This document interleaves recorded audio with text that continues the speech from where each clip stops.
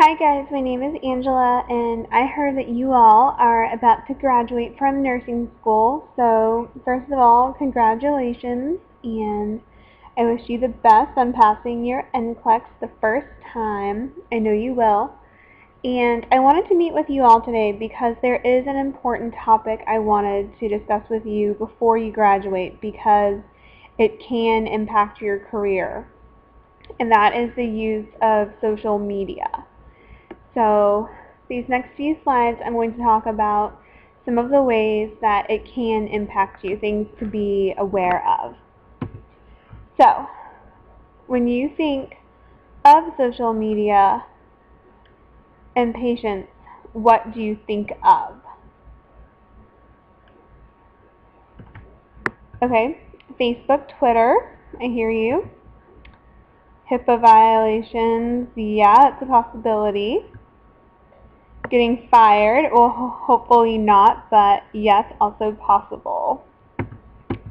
Okay, so those definitely are all very valid thoughts. However, let's talk about some of the more happy possibilities. Social media can be a positive tool that can be used to communicate with our patients.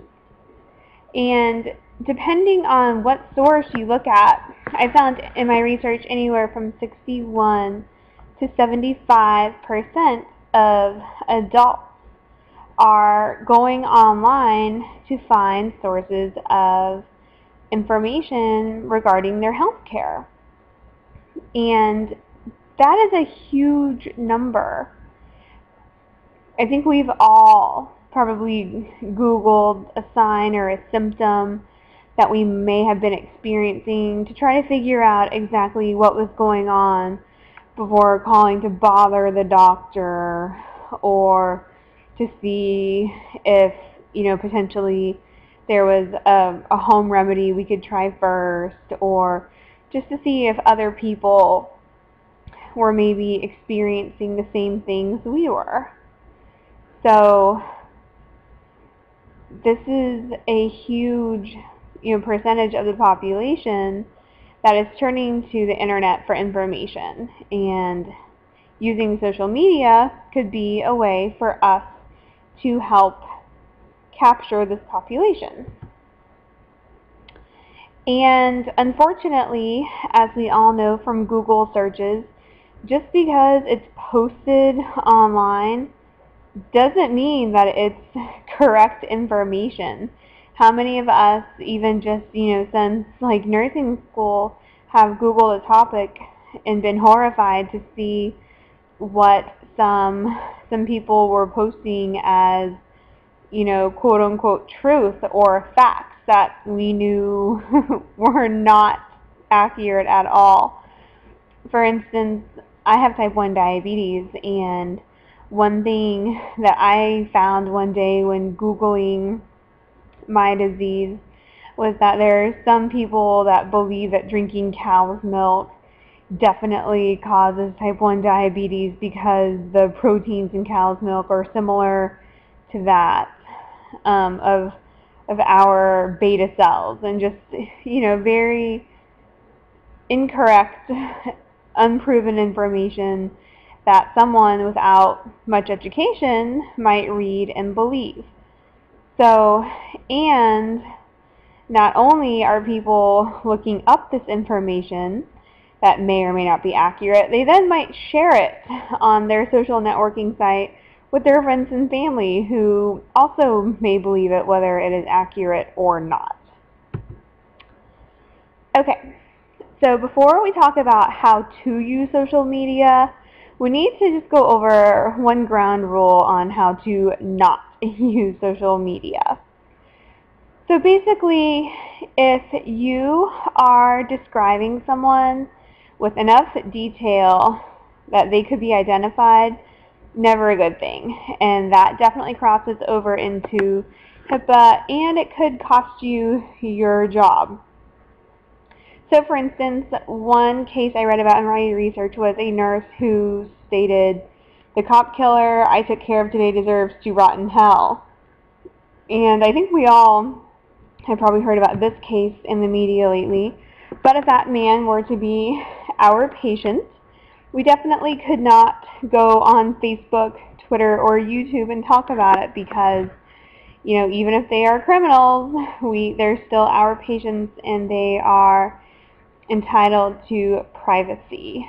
So obviously never ever ever take a photo of a patient to begin with, and if you don't take a picture, then you won't have any problems about trying to decide whether or not to post it, because you shouldn't have a picture of them to begin with. And also, just making negative comments about your patients is never a good thing. You might have a lot of quote-unquote friends on Facebook that you think are all your, friends in real life. They might not be.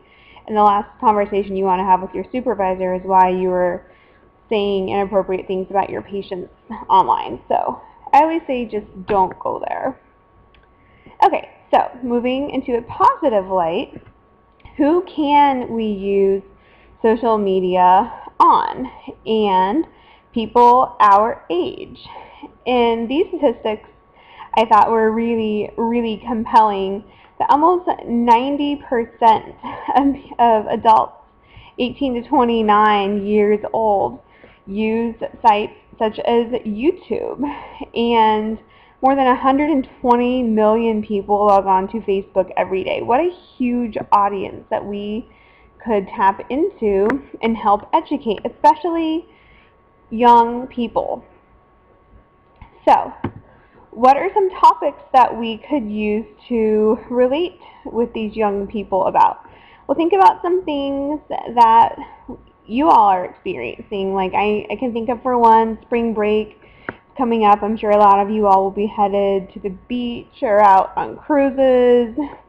And although it may look nice now to have that nice bronze skin, that could easily be a melanoma in a couple of years. So promoting sunscreen use could be a great video for you guys to do your senior project on.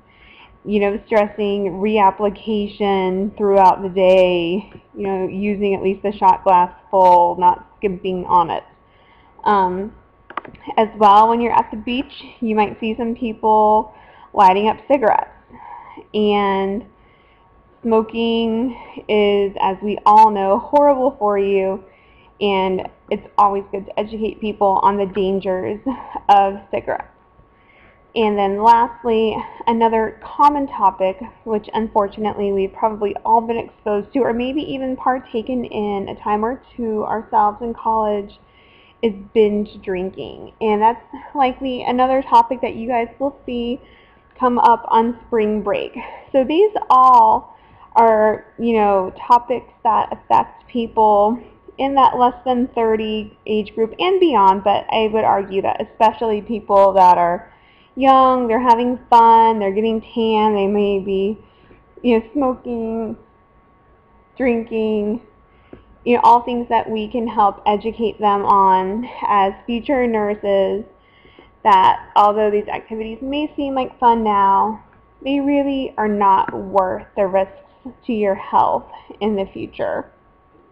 And you guys might, think of other topics to discuss, like maybe like distracted driving, texting and driving, speeding, drinking and driving, safe sex, the HPV Gardasil vaccine. There are so many things, and you're only limited by your imagination. There are plenty of topics that you could easily make a YouTube video on just to help educate people. So just keep in mind when you're online that your ethical and legal obligation to maintain patient privacy doesn't end. In fact, it just continues when you're online. And as long as you're being careful and conscientious, thinking about those things, such as not using patient identifiers, not making any disparaging comments, the internet really can be used in a positive way to educate people, especially the younger population, such as ourselves. So I hope that you all have a great senior project. I look forward to watching your videos, and I hope that you have a safe, not sunburned, sober, smoke-free spring break. Thanks.